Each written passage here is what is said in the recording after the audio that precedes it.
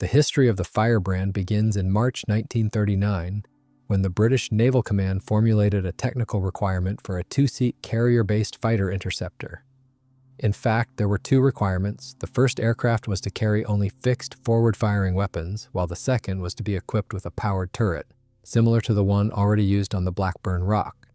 The second type was intended to replace the Rock, while the first was planned as a successor to the Fairey Fulmar. The first combat encounter showed that a fighter with turret armament was completely defenseless against the German Messerschmitt Bf 109, and the second option was abandoned. The specification for the first variant was revised the following year toward improving flight performance, leading to a new requirement under which the Fairey Company eventually produced the Firefly.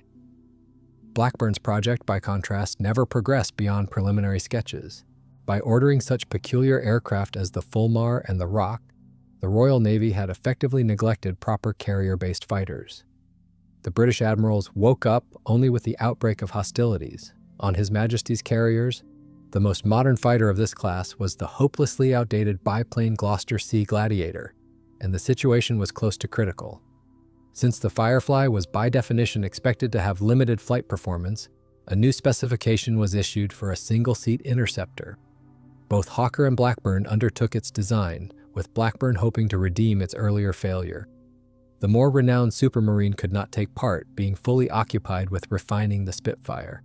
By July 1940, Blackburn's chief designer George Petty had prepared a draft project and presented it for consideration to the Naval Command.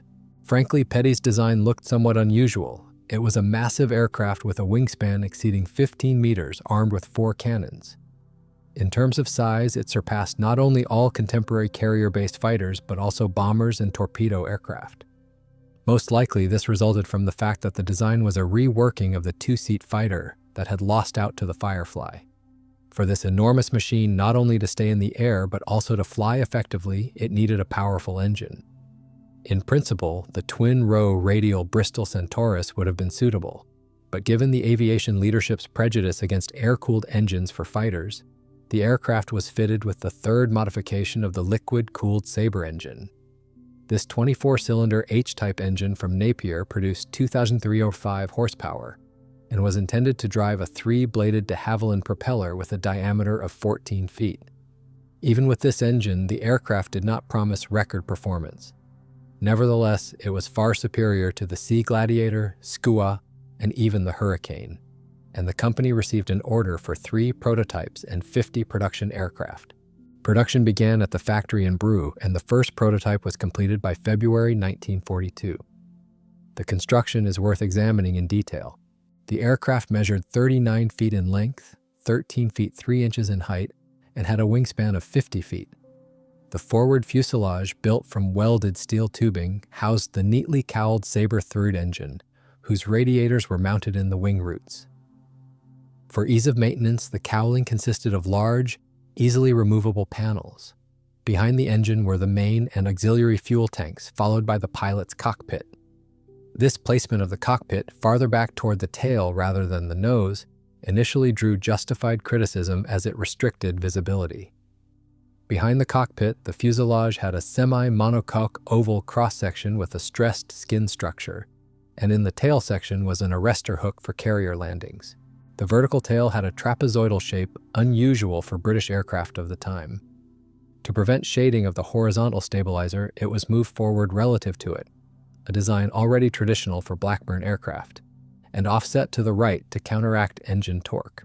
Apart from its enormous span, the wing was notable for very large hydraulically actuated Fowler flaps, which extended from the wing roots to mid-span. Otherwise, the lifting surfaces were of conventional construction, a massive center section frame to which the equally robust main landing gear struts were attached and 2-spar outer panels. The entire trailing edge of the outer wings carried the already mentioned flaps and frieze-type ailerons. The design also provided for 4 20mm Hispano cannons with 200 rounds per gun, but these were not installed on the first prototype. To fit inside a carrier hangar, the outer panels folded manually on hinges, rotating backward with the leading edges upward. By late February, it was time to see whether the aircraft could take to the air. Since the home airfield at Brau was flooded with spring water, the machine was transported to Lacan Field. from where on February 27th it made its maiden flight under the control of Flight Lieutenant Arthur Thompson.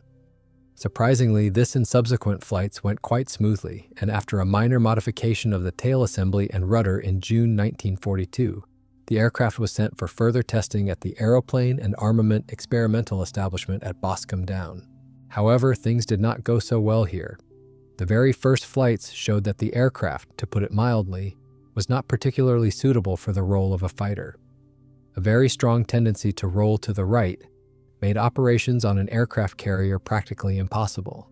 The elevator vibrated during flight, longitudinal stability was low, and at high speeds the rudder did not work at all. The forces required for aileron operation were completely unacceptable for a fighter. Another unpleasant feature was significant skidding during landing. To make matters worse, due to the long engine cowling and the unfortunate placement of the pilot's cockpit, visibility during landing left much to be desired. The machine was sent back to the factory for refinement, but even after this, controllability hardly improved, and the aircraft once again returned to testing. It reappeared at the airfield in December of the same year, but this time the changes made to the ailerons, fin, rudder, elevator, and cockpit were more significant. The wing received additional split flaps, which were placed on the lower surface of the main ones. As a result, there was a notable improvement in controllability, but even so, many shortcomings remained, so work on improving the aircraft continued. The fin and rudder were further enlarged, and the profile of the elevator was changed from concave to straight. Thanks to this, controllability improved even more, and the aircraft no longer yawed to the right, but it was still far from perfect. Due to the asymmetry of the rudder, turning to the right was difficult, and at low speeds there was a tendency for overbalancing. Aileron control became easier, but they still did not self-center. When the flaps were lowered, the aircraft required significant retrimming, and in the lowered position, the flaps caused strong vibration. In March 1943, the aircraft was sent for installation of a new rudder, with which it was comparatively easy to control at speeds up to 345 miles per hour. To reduce vibration, the additional landing flaps were made perforated. In May, the first prototype was sent to the Napier Company's testing center for a change of power plant. The Air Ministry wanted the Firebrand to have a power unit similar to that on the German Ju-88, an engine with all systems, including cowling, cooling system radiators, and mounting assemblies, combined into a single block that could easily be replaced if necessary. In the end, only 5 such blocks based on the Sabre engine were produced, and they never made it onto production aircraft. The second prototype, which differed from the first by having armament consisting of 4 Hispano cannons and 2 underwing hardpoints for 500-pound bombs, took to the air on July 15, 1942. In October, the aircraft was handed over to the fleet, and in early February 1943, together with the third prototype, it carried out a program of carrier deck trials on board the carriers HMS Illustrious and HMS Implacable, and possibly others. It was flown by Commander Campbell. In general, the sight of the Firebrand approaching to land was not for the faint-hearted. The aircraft's enormous size, combined with its high landing speed, suggested that the arrestor gear would not be able to hold it and would be torn out by the roots, but everything worked out. Overall, apart from insufficient cockpit visibility, another problem was the wing folding mechanism, since folding the wings manually in the wind on deck required a rather large team of helpers. After the carrier flights, the second prototype returned to the factory for modification similar to the first, but here its story nearly ended. On February 20, 1943, Arthur Thompson was conducting another test flight when suddenly an oil line burst. The engine seized and oil covered the entire forward fuselage and cockpit. Attempting to make an emergency landing approach, the pilot, of course, could not avoid hitting the cable of an overhead conveyor, 1.25 inches thick, at the Earls Cement Company plant, 1 mile from the airfield. This improvised arrestor momentarily stopped the aircraft, then the cable snapped and struck the fuselage with terrible force behind the cockpit. Fortunately, control was not lost, and the pilot managed to bring the aircraft back to the airfield. Thompson himself was unhurt, but the aircraft seemed to have been reduced to scrap metal. It was written off, but this was not the end for this machine. It was restored with significant changes to its structure, and under a new registration number, it became the prototype for the Firebrand TF Mark II modification. In May 1943, the project received the combat name Firebrand FI. However, by this time, the prospects of Firebrands entering service had become quite vague. Firstly, while the aircraft was under development, the fleet had already received not only the specially adapted Naval Sea Hurricane, but had also tested a similarly modified Spitfire. The flight performance of the new carrier-based aircraft named Seafire significantly exceeded the capabilities of the giant from Blackburn. Training dogfights with the Supermarine product showed that as a fighter, the Firebrand was much worse, surpassing the Seafire only in dive speed while hopelessly inferior in maneuverability at roughly the same speed. Thus, the Firebrand was found unsuitable, and in addition, the Air Ministry decided to send all Sabre engines to the production of the more urgently needed land-based Hawker Typhoon, and the project risked being left without an engine altogether. Meanwhile, at Blackburn, full-scale production of Firebrands was already underway, and something had to be done with them. These aircraft were unsuitable as fighters, as training battles with the Seafire once again proved, and here the story of the Insider might have ended, but that was not the case. During the war, Britain had no modern carrier fighters or torpedo bombers. The main aircraft for torpedo attacks, the Fairey Swordfish, like its successor the Albacore, were biplanes with a maximum speed of about 155 miles per hour. And the new Barracuda, which had only just begun to reach operational units, was rather a dive bomber. Given the good payload capacity of the Firebrand, Blackburn proposed turning it into a single-seat torpedo bomber. The idea of such an aircraft was not new. After all, the first torpedo bombers, for example the Sopwith Cuckoo, were single-seat, and the last such aircraft, the Dart, had been created by Blackburn. The concept, however, had changed somewhat, and the Firebrand was to become a sort of carrier analog of the Bristol Beaufighter. It was intended not only to attack enemy ships with a torpedo, rockets, and cannons, but, if necessary, to engage in air combat with bombers and seaplanes. And again, Blackburn had the greatest experience in creating such aircraft, since its dive bomber, the Skua, had been used with some success at the beginning of the war as a fighter. In general, instead of a pure fighter, the Firebrand was to become a fighter torpedo bomber. Having solved the problem of the aircraft's role, it remained to sort out the engine.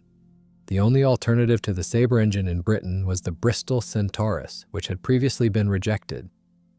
But now, after the English had learned from experience that a fighter with an air-cooled engine, for example the German FW-190, could become a formidable weapon, attitudes toward the Centurus changed radically, and it was decided to install it on the Firebrand torpedo bomber.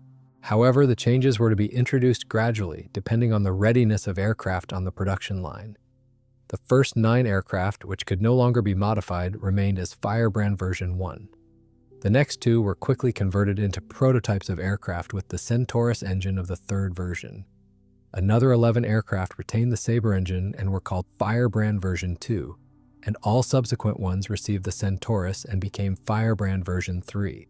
The 9 production Firebrand version 1 aircraft, of course, did not enter units but were used for various experiments at Napier, at the Aeroplane and Armament Experimental Establishment, and at the Royal Aircraft Establishment in Farnborough.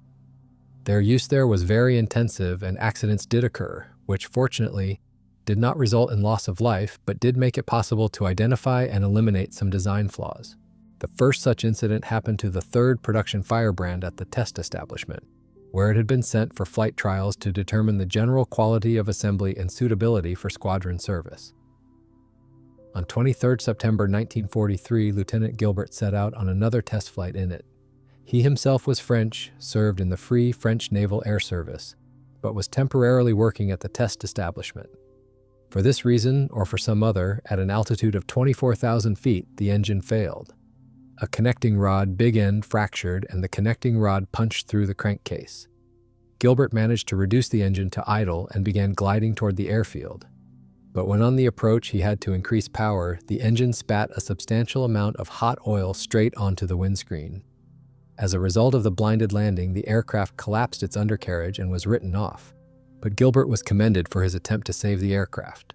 After 80 hours of flying, the trials were halted. Nevertheless, the overall impression of the design was good, and maintenance of the aircraft proved unexpectedly easy. Apart from the already mentioned engine failure, the most serious issues were successive failures of as many as 3 engine control levers, most likely due to poor manufacturing quality. The undercarriage doors were found to be insufficiently strong, but otherwise the Firebrand was almost free of structural defects.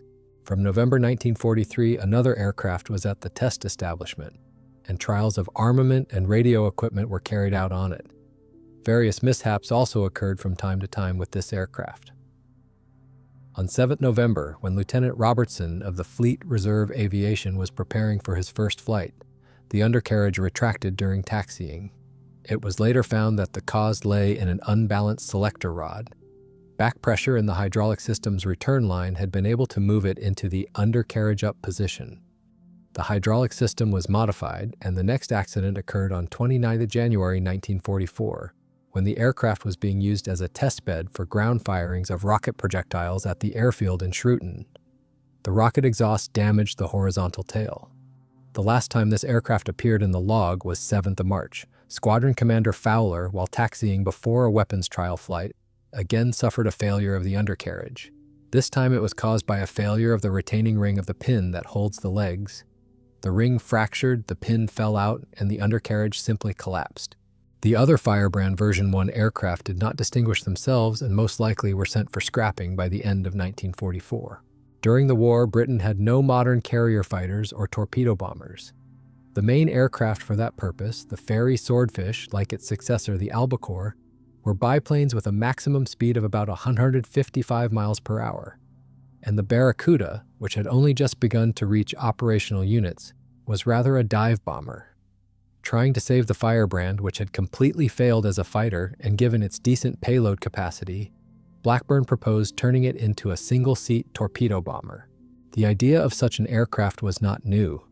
The first torpedo carriers, for example the Sopwith Cuckoo, were single-seat, and the last such aircraft, the Dart, was built by Blackburn. The concept, however, had changed somewhat, and the Firebrand was intended to become a kind of deck-borne analog of the Bristol Beaufighter, not only to attack enemy ships with torpedoes, rockets, and guns, but, when necessary, to engage in air combat with bombers and seaplanes. Again, Blackburn had the most experience building such aircraft, since its dive bomber Skua had with some success been used as a fighter. In general, instead of a pure fighter, the Firebrand was to become a fighter torpedo bomber. As the prototype for the new modification, they decided to use what remained of the second experimental Firebrand, which crashed on 20 February 1943. The remains of that aircraft were rebuilt, and it was given the new designation Firebrand, second modification. It was obvious that changes had to be made to the structure to accommodate the aircraft's main armament, an aerial torpedo. That meant widening the center section by approximately 15 inches and installing a torpedo suspension unit at its center. In this configuration, the rebuilt aircraft first flew on 31st March 1943, and 2 days later the machine demonstrated its ability to lift a torpedo into the air. On 30 April, the aircraft with a hung torpedo was shown to the Minister of Aircraft Production, Sir Stafford Cripps. In July, full-scale trials of the torpedo mount began at the Aeronautical Armament Trial Center at Boscombe Down. After 4 hours of flights with the torpedo, the tests had to be halted because of severe vibration during flight at speeds over 195 miles per hour. In addition, it turned out that the control problems had still not been solved. Trials continued into September. Thanks to fairings on the suspension unit, the vibration almost disappeared and occurred only when diving speed exceeded 380 miles per hour. Flight characteristics, despite the torpedo mount with a stabilizer, remained practically unchanged. Thus, compared with the first modification, maximum speed fell by about 9 miles per hour, from 357 to 348 miles per hour at an altitude of 18,000 feet. Rate of climb at sea level decreased from 37 to 32 feet per second, and the takeoff run with a 23 miles per hour wind increased from 515 to 680 feet. Despite pressure from the leadership of the Ministry of Aircraft Production, which demanded that the aircraft be cleared for torpedo dropping trials as soon as possible, the trial center required additional time to identify all negative control characteristics. Many already known problems had not been eliminated, such as a tendency to lose control on turning, which the rebuilt aircraft demonstrated. In addition, stability on all 3 axes was judged unsatisfactory, as was cockpit visibility. The trial center considered that the stability problems were mainly caused by the very large flaps, and that the best solution would be to replace them with split flaps of smaller span. Unfortunately, at that stage of development, it was no longer possible to implement this novelty without a radical redesign, so it was decided to refine the machine incrementally. As time would show, that decision proved fatal. As a result of the trials, the second modification was declared unfit for combat use, but perfectly suitable for various experimental tasks under the control of experienced pilots. More extensive changes were planned for the future design, for example, to remove from the aircraft the gargrot, which only reduced maneuverability, and to install spring-loaded trimmers on all control surfaces to reduce loads on the controls. But most importantly, after all Sabre engines were reallocated to Hawker Typhoon production, the only power plant available for the Firebrand was the Bristol Centurus, previously rejected because of its design. Now, however, after the British had seen from experience that an air-cooled engine fighter, for example the German FW-190, could become a formidable weapon, attitudes toward the Centurus changed radically.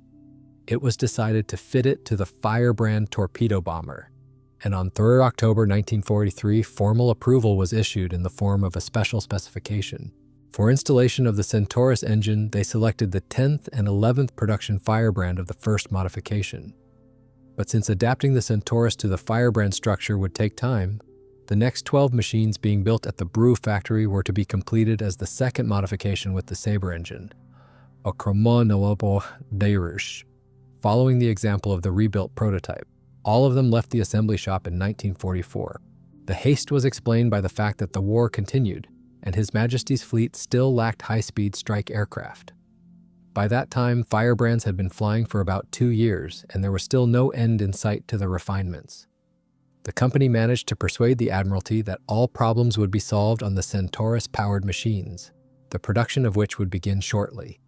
Naval authorities believed these promises, but demanded that work at the Brew factory not stop for a single day. To the engineers' timid objections that the aircraft was somewhat immature, naval leadership, by order, declared the Firebrand's second modification perfectly fit for land-based flights. Accordingly, Blackburn was to, while the Firebrand third modification with the Centurus was being developed, deliver several second modification aircraft for trials and, importantly, for training the pilots of future combat squadrons. The first Firebrand aircraft of the second modification were delivered to the Special Aerial Torpedo Testing Unit in Gosport. Here, pilots familiarized themselves with the new aircraft and practiced tactics for its use as a torpedo bomber. Accidents also occurred. On April 22nd, pilot J.R. Toogood landed the first production Firebrand without lowering the landing gear. The aircraft had to be written off, and Toogood received a reprimand for his carelessness. Exactly 4 months later, on August 22nd, another Firebrand landed at Gosport, with the landing gear retracted, but this time its pilot, L.R. Lord, instead received praise from the command. The reason was that the hydraulic system on Lord's aircraft had failed, leaving him unable to lower the landing gear and flaps, or to release the live torpedo mounted under the fuselage. Nevertheless, Lord dared to belly-land the aircraft, managing to do so successfully, with the machine sustaining only minimal damage. The leadership of the Ministry of Aircraft Production, despite the conclusions of the specialists from the testing center, demanded that Firebrand aircraft be delivered to units as soon as possible. Out of the 12 production aircraft of the second modification, between 6 and 8 were formed into a special test unit, the Firebrand Tactical Trials Unit, where combat pilots became acquainted with the new torpedo bomber. Initially, this unit, based at Lee-on-Solent, was designated as 764B, and in October 1944 it was renamed as 708 Squadron. Thus, Firebrand aircraft formally took part in the Second World War, although this participation was purely nominal since 708 was a second-line squadron and did not take part in combat operations. Overall, combat pilots accepted the Firebrand quite well, but spare parts were a constant problem. After a short period of service, the second modification aircraft were scrapped, ending the history of the Firebrand with the Sabre engine, replaced by somewhat more successful machines powered by the Centurus. One question remained unclear. Why waste time developing an aircraft with an engine from Napier when Centurus could have been used from the very beginning? That was English conservatism at work. And as it turned out, this was only the beginning. Having solved the problem of the aircraft's redundancy, there still remained the issue of the engine. Back in 1942, the Ministry of Aircraft Production had decided to allocate all Sabre engines to the production of the more urgently needed land-based Hawker Typhoon fighters, and the Firebrand project risked being left entirely without an engine. The only alternative to the Sabre in Britain was the previously rejected Bristol Centurus, But by then, after the British had experienced firsthand that an air-cooled engine fighter such as the German FW-190 could become a formidable weapon, attitudes toward the Centurus had fundamentally changed, and it was decided to install it on the Firebrand torpedo bomber. As for the FW-190, it too was at one time intended to be used as a torpedo bomber, for example in the FW-190A5U-15 version, though such machines were never produced in series. The change of engine was in itself a progressive move. However, it also had its opponents. The Centurus of the 7th series, apart from somewhat greater power and high reliability, also had a significant diameter, and it was reasonable to assume that forward visibility from the cockpit, which had been criticized from the start, would deteriorate even further. Combined with not very good handling, this could make it impossible for the Firebrand to operate from aircraft carriers. Therefore, it was proposed not to waste any more time refining the Firebrand, but instead to begin designing an entirely new aircraft that would from the outset use the Centurus engine and have a shorter wingspan. In theory, such a machine, something between a Sea Fury and a Sky Raider, could have been launched into production before the end of the war. The design of this new fighter torpedo bomber, given the factory index B-48, began in 1943, but the Ministry of Aircraft Production insisted on continuing work on the Firebrand, since new torpedo bombers were required immediately. The ministry certainly had some idea about the pace of aircraft development in Britain, but, as it later turned out, even government officials could not imagine how drawn out the refinement of the Firebrand would become. On October 3, 1943, the Ministry of Aircraft Production issued Blackburn a specification for a Firebrand powered by the Centurus. For the installation of the new engine, the 10th and 11th production Firebrand aircraft of the first modification, which were on the assembly line at the Brew factory, were selected. These aircraft received not only the new combat designation of the Firebrand of the third modification, but also the factory index B-45, reflecting the number of changes made to the design. The most notable difference between the third modification and its predecessors was, undoubtedly, the completely new forward fuselage. In place of the H-type liquid-cooled Napier Sabre engine of the third series, there was now a two-row, 18-cylinder sleeve valve Bristol Centurus of the 7th series, delivering 2,400 horsepower, which drove a four-bladed Rotor propeller with a diameter of 13 feet 3 inches. To improve maneuverability and cockpit visibility, the hump on top of the fuselage was removed, and a teardrop-shaped canopy was planned. Aware that forward visibility would still be poor, the designers, so that the pilot on final approach could keep the deck in sight without being distracted by cockpit instruments, duplicated the most important one at that moment, the airspeed indicator, on the outside of the aircraft under a small fairing. This was all the more important because the landing speed of the Firebrand was about 80 knots, 92 miles per hour, very close to its stall speed. The wing was practically identical to that of the Firebrand second modification prototype, except that instead of the original radiators in the wing roots, there was now a carburetor intake on the left and an oil cooler on the right. If the installation of the new Centurus engine on the aircraft went relatively smoothly, the struggle with the machine's main problems, primarily its poor controllability, continued. To reduce the load on the controls, all control surfaces were equipped with special spring trim tabs. The vertical tail fin was enlarged and the span of the tail unit was increased. The company sincerely believed that these changes would finally rid the Firebrand of the third version of its instability in flight, and considered that this model would at last become a true combat aircraft. This confidence was passed on to the Air Ministry, which ordered 12 aircraft of the second training version for preparing pilots of future combat squadrons that were supposed to fly the threes. Naive expectations. On December 21, 1943, the first prototype of the new modification took to the air, and in March of the following year, the initial phase of flight tests was completed. Blackburn hurried to obtain the opinion of the test pilots from the Aircraft and Armament Experimental Establishment regarding the effect of the structural changes. The feedback was generally positive, but controllability remained unsatisfactory, and flying such a machine from an aircraft carrier deck was out of the question. Now the company placed its hopes on the second prototype of the three, which had significant differences from its not very successful predecessor. The first thing that caught the eye was the clear teardrop-shaped sliding canopy with a raised pilot seat. On the first prototype, the canopy glazing had been left as before, with only the upper part cut off.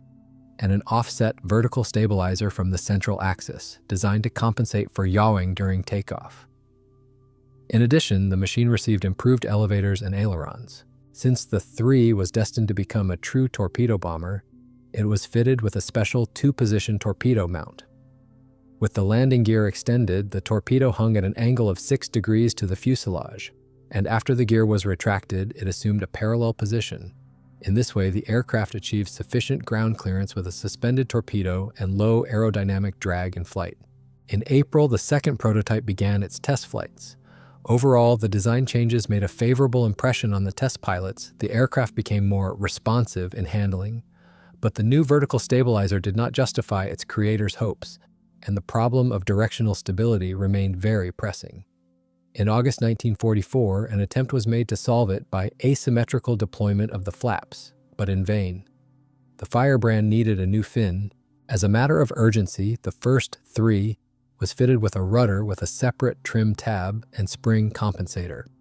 This modification was tested at the Boscombe Down Research Center and showed itself from a better side, although it was not a cure-all either. Eventually, the second prototype was fitted with a new, larger vertical stabilizer and a rudder with horn balance, and the controllability problem was resolved, although the aircraft's stability still remained insufficient. Meanwhile, serial production of 50 Firebrands, ordered at the beginning of the war, continued at the Brow factory. As already noted, 9 machines had been completed as the first model, the next 2 became prototypes of the third version, another 12 were finished as the second training version, and the remaining 27 finally received Centurus engines. The strangest thing was that in order not to interfere with the production process, it was decided not to implement all the modifications introduced on the prototypes on these aircraft. In particular, the tail unit of the serial machines remained the same as that of the first prototype. The first of the 27 production 3s took off from the factory airfield on November 3, 1944, under the control of the company's test pilot, Group Captain Charles Flood, and by May of the following year, the last Firebrand of the third version had left the assembly line.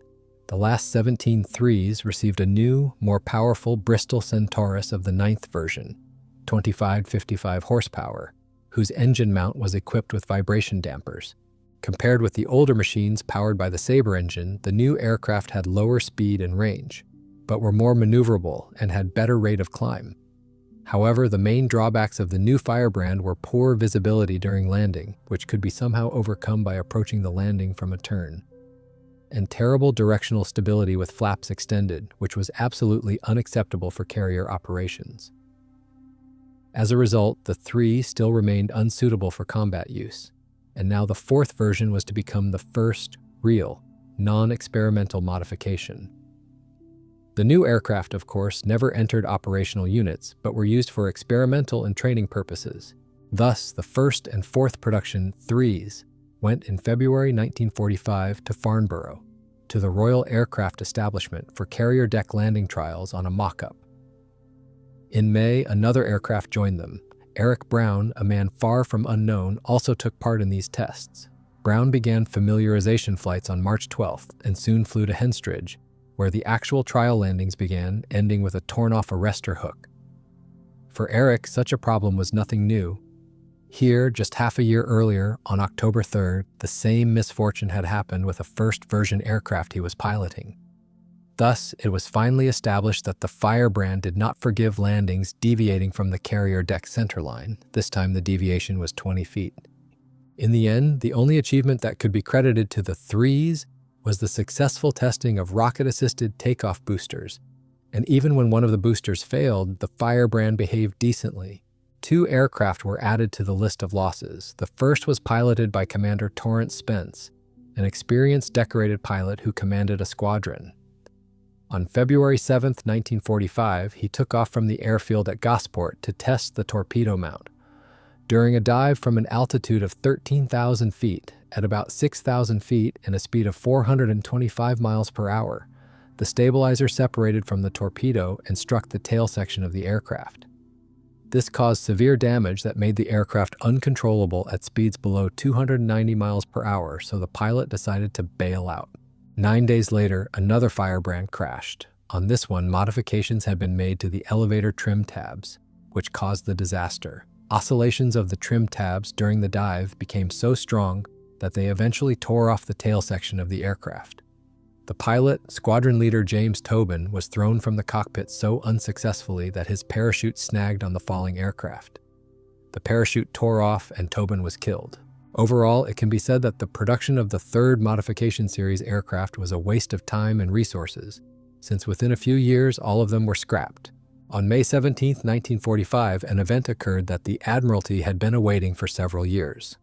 The first more or less combat-capable Firebrand took to the skies. This aircraft became the first of the ordered 250 machines of the final, as it then seemed, fourth modification. Compared to the experimental third version aircraft, the fourth differed by having an enlarged fin and rudder with horn balance, offset 3 degrees from the center line to counter torque, dive brakes on the wings, as well as a new engine mounted on a special frame with vibration dampers. For carrier operations, the aircraft had fittings for catapult launch and mounts for rocket-assisted takeoff boosters. In addition, the aircraft could carry various armaments, including a torpedo, bombs weighing up to 2,000 pounds on the torpedo mount, or 500 pounds under each wing, as well as 6 rockets weighing 60 pounds each. According to some sources, the armament could be even heavier, a pair of 1,000-pound bombs or 16 rockets. Instead of weapons, the aircraft could be fitted with drop tanks of 100 gallons on the central pylon, or 45 gallons under each wing. In total, the maximum takeoff weight was 16,700 pounds. The first machines were sent to the Royal Aircraft Establishment and the Aircraft and Armament Experimental Establishment, where flight tests were conducted, as well as checks for compliance of the Firebrand with the requirements of a carrier-based aircraft, including catapult launches and landings on an arrestor gear with various external stores. The flight tests were unimpressive.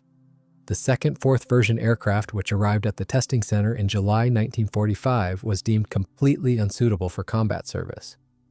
The reason was the complicated counterweights installed by the company in the elevator control system to improve longitudinal stability, but unfortunately this solution produced results opposite to those intended, especially at low speeds. Moreover, aileron effectiveness was poor, and during dives they shook violently. Until 1946, Blackburn attempted to improve aileron control, and on one occasion this nearly led to a catastrophe.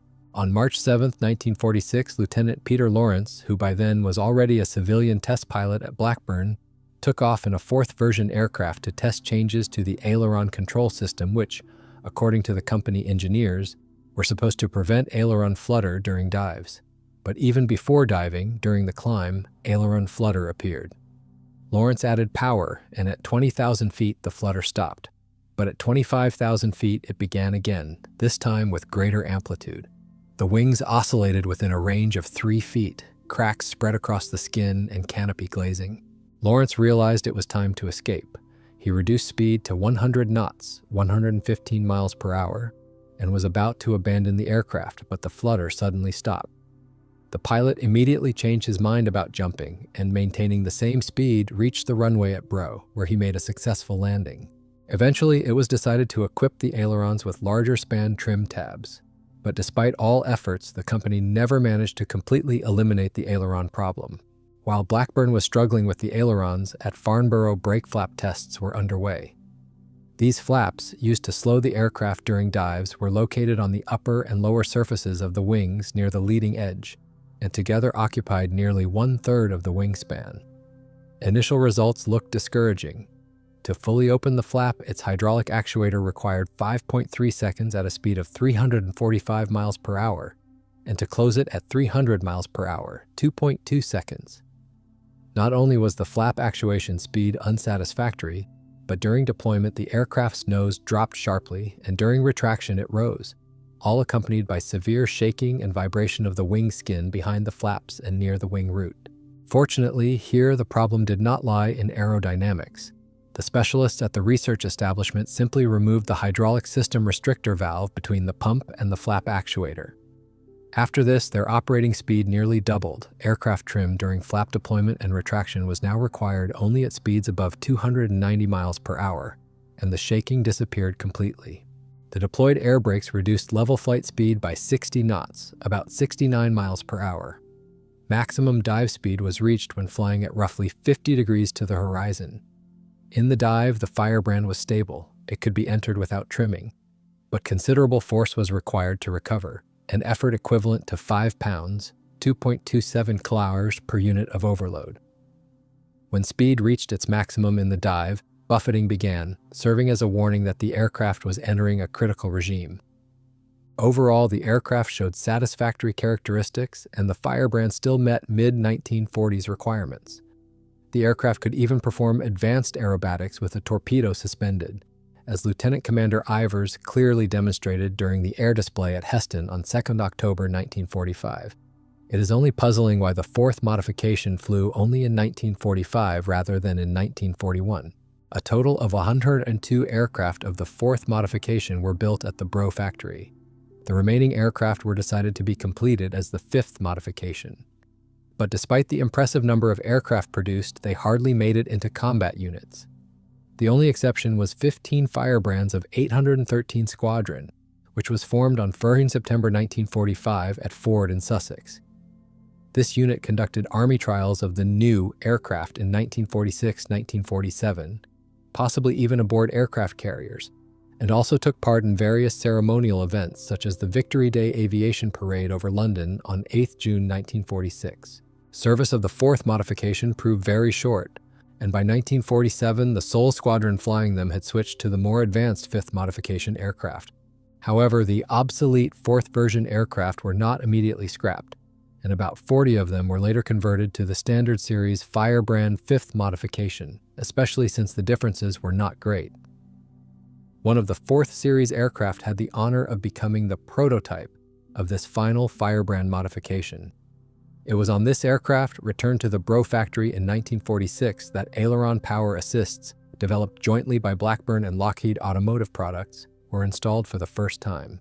They were later fitted to the final 55 production Firebrands, which were designated the fifth modification with power assists. Those fourth version aircraft that did not become fifth modifications were placed in storage and soon written off. And yet it was expected that the fourth modification would become the main version of the Firebrand. With the appearance of the fourth modification, a turning point occurred in the Firebrand's history, and it became clear that a fully combat-capable Firebrand was not far off. Indeed, soon the first production Firebrand of the fifth modification rolled off the Bro production line. The aircraft was, in essence, the same as the fourth modification machine. The main difference was the installation of a horn-balanced elevator and larger span trim tabs on the ailerons. The horn balance was Blackburn's gesture of desperation, the company having almost lost hope of improving the Firebrand's flying stability. And, to the firm's surprise, the old-fashioned horns proved far more effective than other aerodynamic tricks.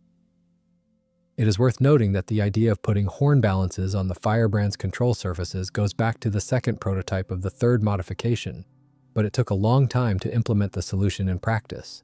Other changes were minor equipment alterations, and although the differences between the fifth and fourth modifications were smaller than those between the third and fourth, the new Firebrands received a new factory index. The third and fourth modifications had the old index. Most likely, the change of designation was motivated by a desire to distance the aircraft from previous unsuccessful models and to present the fifth modification as an entirely new machine. However, changing the name, much to the designer's regret, could not cure the Firebrand's perennial problems. And even in 1949, test pilots criticized the fifth modification for insufficient longitudinal stability during climbs. The decision was made to shrug off this problem since there was no time to spend on further refinements. The fifth modifications were quietly made on the production line from the previous version, and the exact number of fifth modification aircraft ordered is unclear. It was most likely planned to build 148 aircraft in addition to the fourth modification order, but due to the end of the war in the Pacific, the orders for the Firebrands were sharply reduced, and Blackburn had to build only 68 aircraft of the fifth modification, the last of which left its home factory on the last day of March 1947. The other 80 machines remained on paper, not entirely bad for the company since many other aircraft orders were being canceled at that time. The explanation for the Air Ministry's decision to continue Firebrand production is simple. The Royal Navy still lacked fast torpedo bombers and indeed still had no modern torpedo bombers at all. Starting from one of the late aircraft, aileron power assists similar to those tested on the fourth modification aircraft began to be fitted to Firebrands. These power assists, developed jointly by Blackburn and Lockheed Automotive Products, finally made it possible to solve the control and stability problem. Although the assist transmitted only a quarter of the force required for full operation to the controls, at 350 knots, about 403 miles per hour, the stick force needed to roll the aircraft was as much as 50 pounds. The roll rate was only 43 degrees per second, which was 2.5 times worse than the German FW-190. These data, obtained from tests of one aircraft at the Royal Aircraft Establishment in Farnborough, once again demonstrated that the concept of a fighter torpedo bomber was flawed. The machines fitted with the assists were designated the fifth modification with power assists, and this modification became, in essence, the first one fully ready for service. The number of VA modification aircraft was not limited to 55 machines. Between 1947 and 1950, almost all surviving aircraft of the previous V version, as well as about 40 of the IV version, were upgraded at the Bro factory to the VA standard. Thanks to this modification became the most widespread. In total, there were 105 such aircraft. It was the VA version, not the regular fives that entered the carriers. Since the plain V version was rarely seen, the two modifications were usually not distinguished and were both simply called Firebrand V. At the beginning of 1948, when Roman numerals were abandoned in modification designations, the Firebrand 5 and VA received new names, 5 and 5A respectively. As for the flight performance of the Firebrand, according to the well-known test pilot Eric Brown, they were suitable only for land-based aviation. There were no complaints about the engine. The Centurus 9 proved very reliable and usually started easily with the help of a Kaufman powder cartridge. However, if the engine failed for any reason, the chances of a successful emergency landing were small, since even landing on an airfield without a working engine was very problematic. At takeoff, the aircraft veered noticeably to the right, but this tendency was successfully compensated by the rudder. With flaps fully extended and the engine at full power, the tailwheel lifted off the runway at 34 mph, and at 104 mph, a light pull on the stick was enough for the aircraft to leave the ground. After the landing gear was retracted, the aircraft slightly raised its nose and began to climb. Maximum climb speed was achieved at 167 mph at altitudes up to 12,000 feet. But to maintain control, it was recommended to climb at 194-195 mph. In general, the Firebrand's stability during climb and low-speed flight was clearly insufficient, though the situation improved somewhat with a suspended torpedo. Significant effort was required to work the ailerons, and at low speeds, their effectiveness dropped noticeably. In contrast, the rudder was light to control and effective, requiring only careful handling during sharp turns and pullouts from dives to avoid exceeding the maximum permissible load. As speed increased, rudder sensitivity also increased, so constant balancing was required. In dives, aileron effectiveness was low, and the rudder had to be used very cautiously, since abrupt stick movements caused severe shaking and wing skidding. When the flaps were extended, the aircraft pitched its nose sharply up. This could be counteracted with the trim tabs, but their effectiveness left much to be desired. The Firebrand could perform basic aerobatic maneuvers even with a suspended torpedo. The recommended speeds were 207-230 mph for rolls, 322-345 for loops, and 345-368 par for Immelmans. The aircraft could indeed perform aerobatics even with a torpedo, which was vividly demonstrated by Lieutenant Commander Ivers in the IV version during an airshow at Heston on October 2, 1945. Caution was required when performing maneuvers to avoid stalls and spins. In an empty aircraft without load with the engine off, a stall occurred at 109 mph, with the aircraft slowly lowering its nose and dropping a wing by 10-15 degrees. With flaps and landing gear down, a stall happened suddenly at 89 mph. With a suspended torpedo, a spin was accompanied by a pronounced nose drop, which was intensified by pulling the stick further back. Recovery was achieved by pushing the stick forward and was not difficult. In turns, an approaching stall was indicated by decreasing load on the elevator, and pulling the stick further back caused the aircraft to exit the turn. Landing approach for an empty aircraft with flaps down had to be made at 115-121 mph, with touchdown at 104 mph. Here, the poor forward visibility made itself felt, which led to adopting the circling approach method. carrier landings also had to be made from a turn at 92 mph, and in this case, constant monitoring of the airspeed indicator was vital, since the ailerons were ineffective at this speed, and only 3 mph separated the pilot from disaster. Fortunately, for this purpose, there was a special landing airspeed indicator outside the aircraft in front of the windscreen. The landing gear caused no complaints and was quite strong, but the landing roll without an arrestor hook seemed endless. Such an aircraft entered naval service. The first combat unit to receive the fives was the 813th Squadron, which gradually replaced its old Firebrand IVs with them. Based on the carrier's illustrious and implacable, the unit successfully participated in several exercises such as castanets in the Atlantic and Mediterranean as part of the 1st Carrier Air Group headquartered at Culdros, later at Callingham. The 813th Squadron remained for quite a long time the only unit equipped with Firebrands, although the total number of these 5th modification machines, both newly built and converted from the previous version, was 105. All these aircraft quietly remained in reserve, but some were more fortunate. In December 1950, 3 years after serial production had ended, the 827th Squadron switched to Firebrands at Ford Base, having just returned from Korea, where its pilots had flown hopelessly outdated Firefly warm aircraft. The pilots of the 827th were happy to move to the new machines, but that was the end of the Fleet Air Arms rearmament with Firebrands. The 12 Firebrands of the 827th Squadron flew both from the carrier Illustrious and, in 1952-1953, from the largest British carrier of the time, Eagle, as part of the 1st Carrier Air Group like the 813th. In addition to their service, the Firebrands also took part in aviation races popular in England at that time, where Blackburn's chief test pilot, Peter George Lawrence, represented the company. In particular, he competed in the Air Challenge Cup on June 30, 1949, in Sherburn-in-Elmet, and on July 22, 1950, in Elmdon, with the 1949 race even ending in his victory. While the Firebrands were idle in the rear, the Royal Navy continued to take part in combat operations in Korea. British Sea Fury and Firefly aircraft were primarily engaged there in ground attack missions, and the considerable combat load of the Firebrand would certainly not have been superfluous. Nevertheless, the Firebrands never got the chance to fly over the Pacific.